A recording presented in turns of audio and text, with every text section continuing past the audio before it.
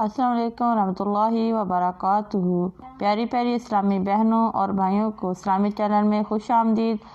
आइए आज हम सूरह बकरा की आयत नंबर 123 से लेकर 125 तक पढ़ेंगे। आइए सबक की इब्तिदा करते हैं। आऊज़ु बिल्लाहि मिनश शैतानिर रजीम।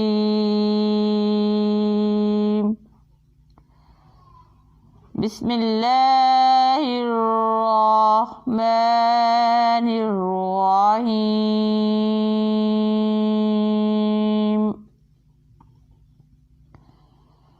वइज़िब्तला इब्राहीम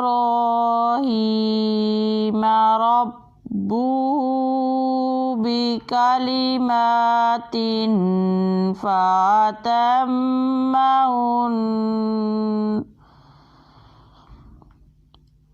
قال إني جائلك للناس إماما قال ومن ذريتي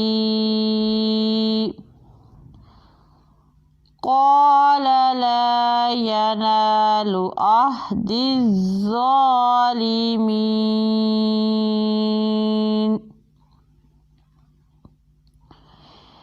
وإذ جعلنا البيت مثابة للناس وأمنا واتخذوا من مقام إبراهيم مصلى وعهدنا إلى إبراهيم وإسماعيل أن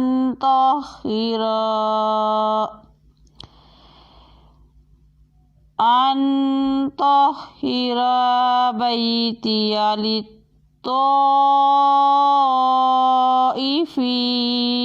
والآكفين والركع السجود।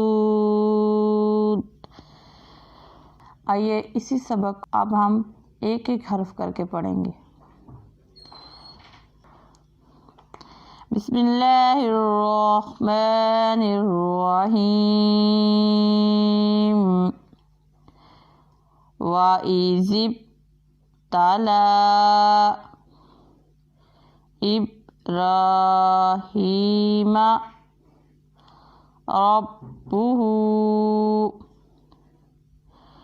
बिकलिमातिन फअतम्महुन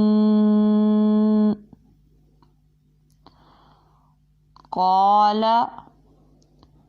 إني جائلك للناس إماما قال ومن ذريتي قال لا ينال عهد الظالمين وإذ جعلنا البيت مثابة للناس وأمنا واتخذوا من مقام إبراهيم مصلى وعهدنا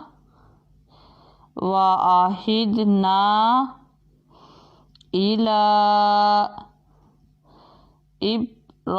إبراهيم व इस्माईला अन तहिरा बैतिया लित्ताइफीना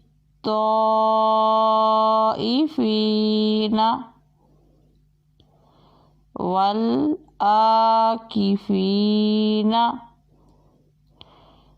वल रुक्का इस सुजूद। हमारा आज का सबक ख़त्म हुआ। अल्लाह हाफिज़।